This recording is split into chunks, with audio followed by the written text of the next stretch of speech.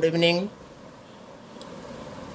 आज हम आप सभी को क्लास 6 की बुक गोल्डन लीव्स का second chapter uncle Giles paint brush के बारे में पढ़ाएंगे। तो चलिए अपने इस चैप्टर की शुरुआत करते हैं। सबसे पहले इस चैप्टर को पढ़ने से पहले हम लोग यहाँ पर कुछ न्यू वर्ड्स दिए गए हैं, इनका हिंदी अर्थ क्या होता है इसको जानेंगे। जैसे कि पहला वर्ड है गेल्स, जिसका अर्थ होता है हवा का झोंका या तेज हवा। दूसरा वर्ड है लिस्टलेसली, इसका हिंदी अर्थ होता है बिना सोचे समझे। तीसरा वर्ड है हमारा मोनोटोनस, इसका हिंदी अर्थ है नीरस। चौथा वर्ड है साइथ, साइथ को हिंदी में कहते हैं दरांती या हंसिया। नेक्स्ट वर्ड है एप्ट, इसका हिंदी अर्थ होगा उचित। अगला वर्ड है पेल, इसका हिंदी अर्थ होगा बाल्टी। नेक्स्ट वर्ड है रिपेयर्ड, इसका हिंदी अर्थ होगा मरम्मत किया। उसके बाद अगला वर्ड है एक्स्टोमेड, इसका हिंदी अर्थ होगा आदि। नेक्स्ट वर्ड है स्लोवेनली, इसको हिंदी में कहेंगे बेढंगा। नेक्स्ट वर्ड है थ्रू, इसका अर्थ होगा अच्छी तरह। अगला वर्ड है एकम्प्लाइज्ड, इसको हिंदी में कहेंगे कुशल, इसका अर्थ होगा कुशल। नेक्स्ट वर्ड है हार्नेस, हार्नेस की हिंदी होगी साज, कामा कवच या घोड़े का साज। नेक्स्ट वर्ड है मिनिस्टर, इसका हिंदी अर्थ होगा मंत्री। उसके बाद अगला वर्ड है ईयरनेस्ट, बयाना। और लास्ट वर्ड है प्रिविलेज, इसका अर्थ होगा विशेषाधिकार या सुविधा। लेट्स रीड एंड अंडरस्टैंड, आइए पढ़ें और समझें। Read this story to find out what is so special about uncle Giles paint brush. Uncle Giles की तुलका में क्या खास है, यह जानने के लिए इस कहानी को पढ़ें। It was a rainy day in summer, गर्मी के दिनों में बारिश का दिन था।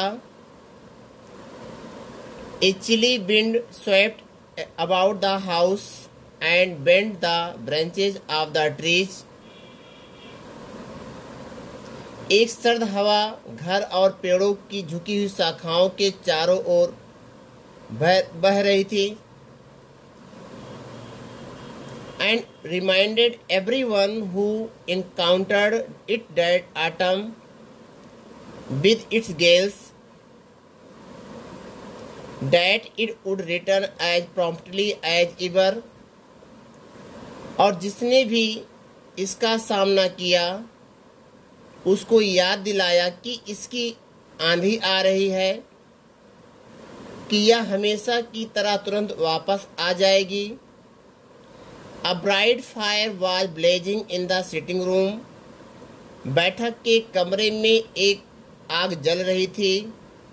एंड नियर इट, और इसके पास, where Mrs Strong with her 2 little girls, और इसके पास श्रीमती स्ट्रांग अपनी 2 लड़कियों के साथ, छोटी लड़कियों के साथ बैठी थी। And also aunt Maratha weights, और उनके साथ उनकी आंटी मराथा वेट्स भी बैठी थी। whom they were visiting, जिससे वे मिलने जा रहे थे। whom जिससे they were visiting, वे मिलने जा रहे थे। Rufus Strong aged 14 stood by a closed window। Rufus Strong जिसकी उम्र 14 वर्ष थी एक बंद खिड़की के पास खड़ा हुआ था, लिस्टलेसली ड्रमिंग ऑन ए पेन, और वह पेन पर बिना सोचे समझे ढोल की तरीके पेन को बजा रहा था। He was tired of reading, वह पढ़ते पढ़ते थक गया था। And tired of watching the ladies sew, और महिलाओं को सिलाई करते हुए देख करके थक गया था। And tired of building toy houses for his sisters, और अपनी बहनों के लिए टॉय हाउसेस को देखकर भी थक गया था। फिर आगे कहता, I guess I will go out to the barn and find Uncle Giles, said he at length.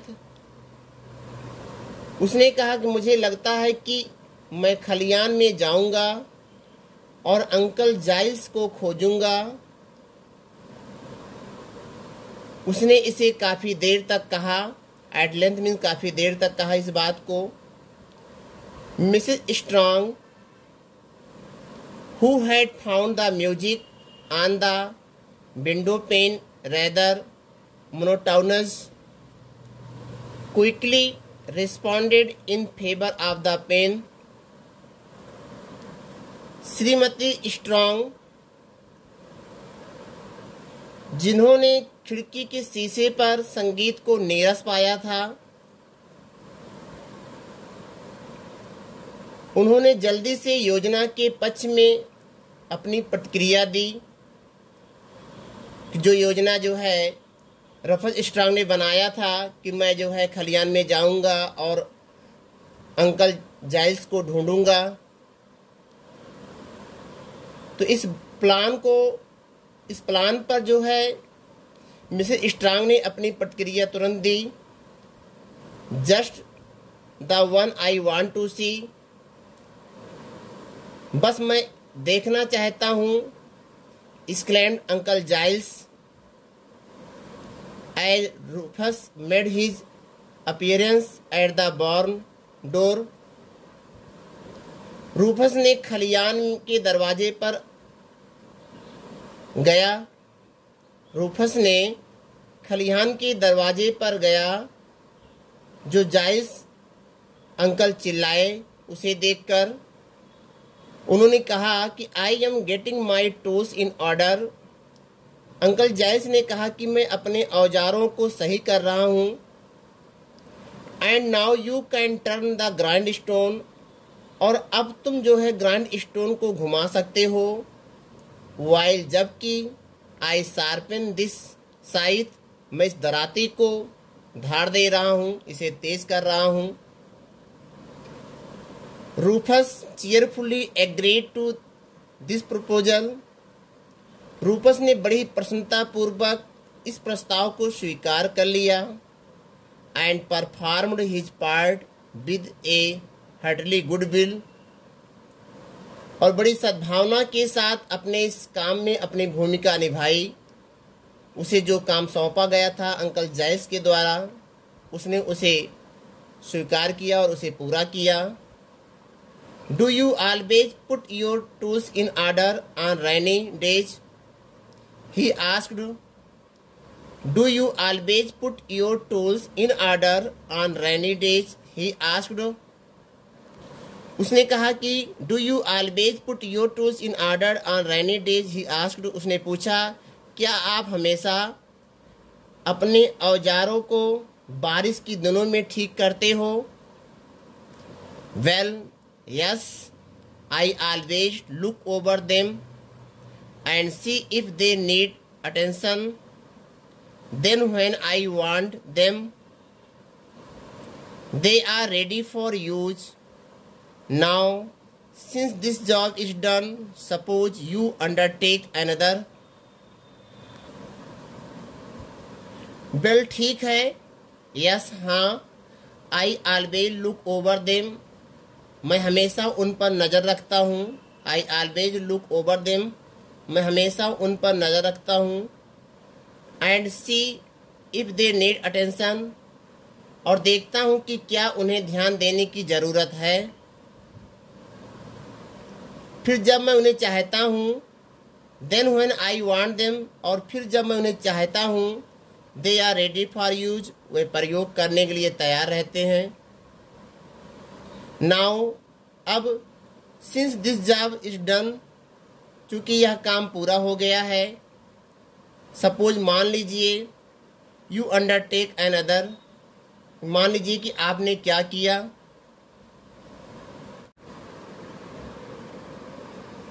would not this be a good time to paint those boxes for Aunt Martha's flowers?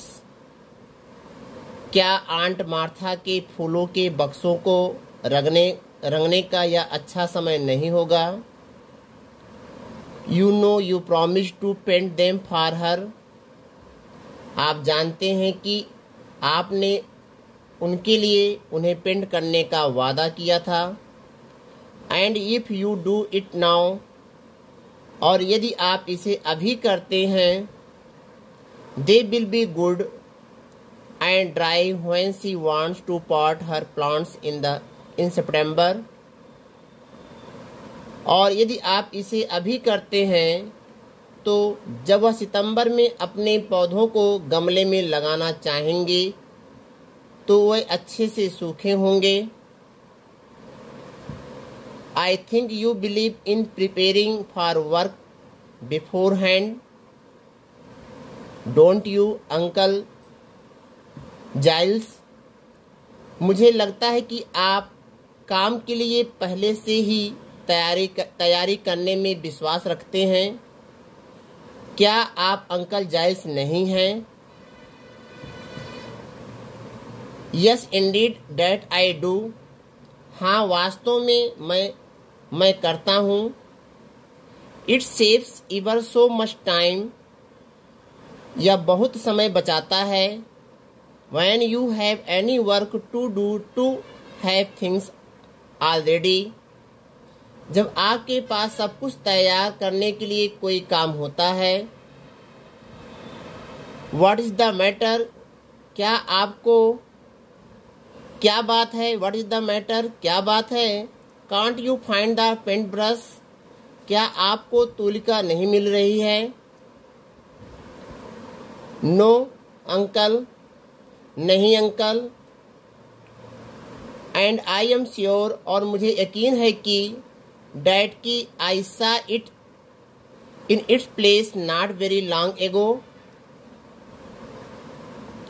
और मुझे यकीन है कि मैंने इसे इसके स्थान पर बहुत समय पहले नहीं देखा था। This reminded Uncle Giles that never Jones had borrowed the brush a few days previous and had not returned it.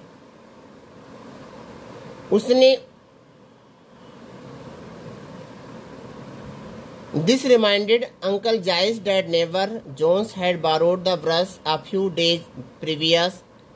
इससे अंकल जाइल्स को याद आता है कि उनके पड़ोसी जोन्स ने कुछ दिनों पहले पेंट ब्रश को उधार लिया था और उसे अभी तक वापस नहीं किया है।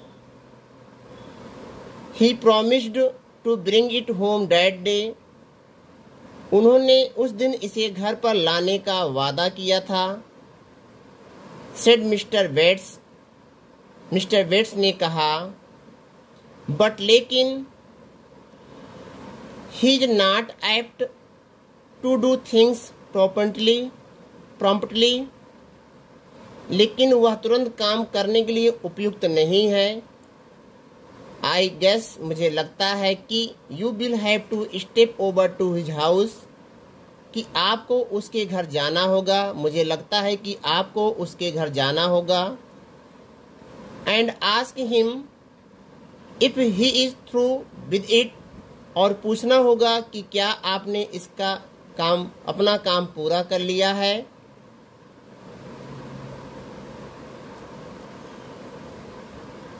Ruffles started off on the errand and soon returned carrying the brush in a small tin pail half full of water. Rafat start उसके घर गया और शीघ्र ही एक छोटी सी बाल्टी जो टीन की थी ब्रश के साथ वापस आया और वह बाल्टी जो है आधा पानी से भरा हुआ था। Mr Jones is much obliged to you for the use of it, he said to his uncle. उसने अर्थात रफस ने अंकल जाइल्स से कहा कि मिस्टर जोन्स जो है बहुत ही आभारी हैं आपके इसके लिए कि जो आपने उनको पेंट ब्रश दिया था उसके लिए वो बहुत ही आभारी हैं। एंड ही सॉरी और उन्हें खेद है डैड की he had not had time to wash out the brush, और उन्हें खेद है कि उन्हें इस ब्रश को धुलने का समय नहीं मिला। Thanks for watching my video.